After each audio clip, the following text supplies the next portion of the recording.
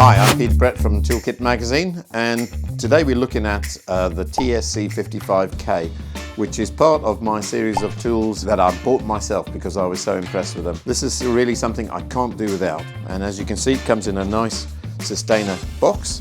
I've got my name written on it because I don't want anybody nicking it when they're on site. But let's open up, see what we've got inside. First thing you get is the sort of portable dust bag. That's a useful alternative to the dust collection, vacuum dust collection. Then the saw itself with all its features. And then surprisingly, which is great, a battery, a charger, and of course the other battery. Now, notably these ones, they've got the Bluetooth option. More about that later.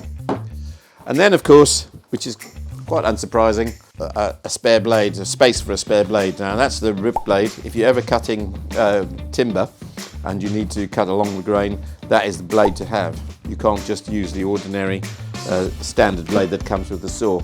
So let's clear this a bit because we don't need to go into the details of the batteries and the chargers because that's self-explanatory really. But the saw itself is the business. This is the latest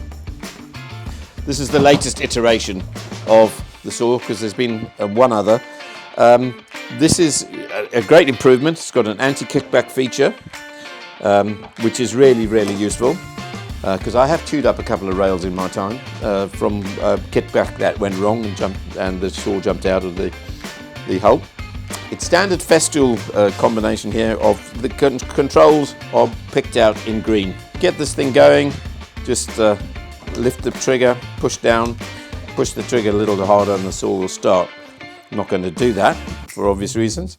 Changing the blade, dawdle, fast fix, push down, the blade is fixed.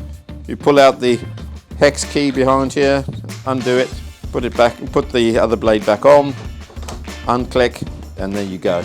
Adjustable spout for the dust collection. There is actually another adapter to go on there that fits on the end of the vacuum extractor. Batteries, easy to fit in and out. They obviously got a test there so that you can check the state of charge. Very easy to set. This is very logical, this. Say you're cutting 20mm thick timber, you move that up to the mark and that will show you what you need to do to take, so 5mm basically is involved in the depth of the rail that it goes on to. Interestingly, unlike other saws, you can actually cut an accurate bevel with this. Just unscrew that, you can set the bevel,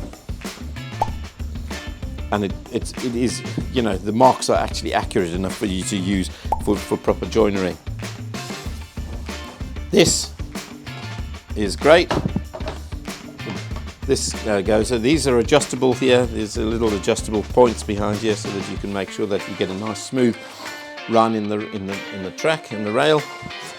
It does actually work quite easily. You've got the cut line and then the two sort of slightly sticky foam pads, replaceable pads for making sure that the track doesn't move, although you do have the option of using clamps if necessary. Right, now you've got to ask the question, or why did I spend quite a lot of money, to be fair, on this, even though I got a decent deal on it. There's just something that I cannot be without on site these days. It's useful for squaring up, it's useful for cutting long sheets of ply and MDF and that sort of stuff. You can join the rails quite easily using the joiners, which will store inside the grooves. You get, if you're careful with it, you will get 100% accurate results. Come back to the Bluetooth batteries. Because this is Bluetooth operated, if you get the new vacuum extractors, particularly the M-class ones, which is necessary on site these days, if you're using the Bluetooth batteries, the vacuum extraction starts immediately. You press the trigger and get the motor going on this, which means that you just don't have to be backwards and forwards, trying to turn on the machine, the vacuum extraction machine all the time. It just does it automatically. Saves a hell of a lot of time and is really, really useful. This bag, it's quite interesting design actually, because it folds out like that. Fills very quickly, I have to say, but it is a useful thing for not dropping.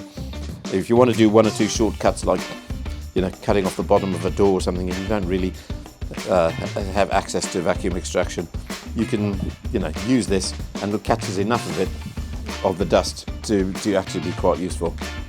So there's lots of reasons why to love this, lots of reasons to use it, even though it's a bit on the expensive side compared to some other track saws.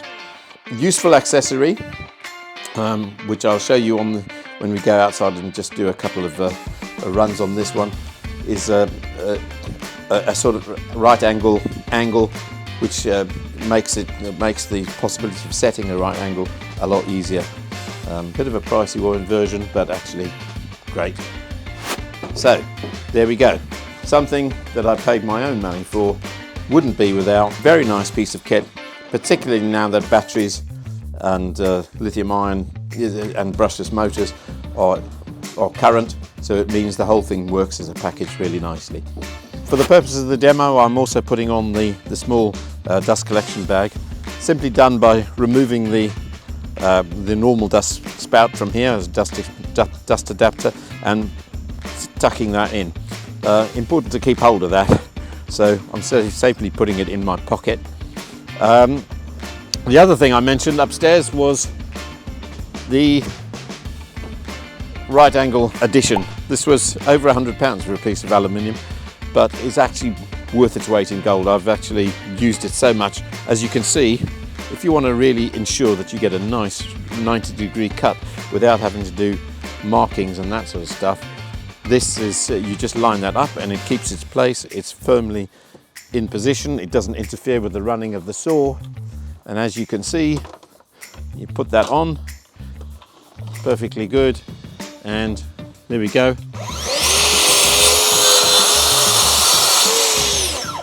And that gives you a nice 90-degree cut.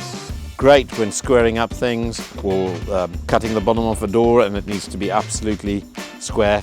This will ensure that that is going to happen. The other thing I mentioned was cutting bevels. Very easy to do here. Just to say, for example, we wanted a 15-degree bevel. You just move that up to the point. Oops. 15 degrees and run back on it.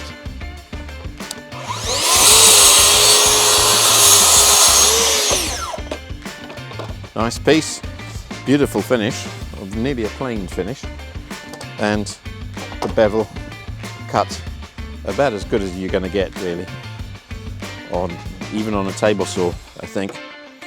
So it's quiet, it's straightforward.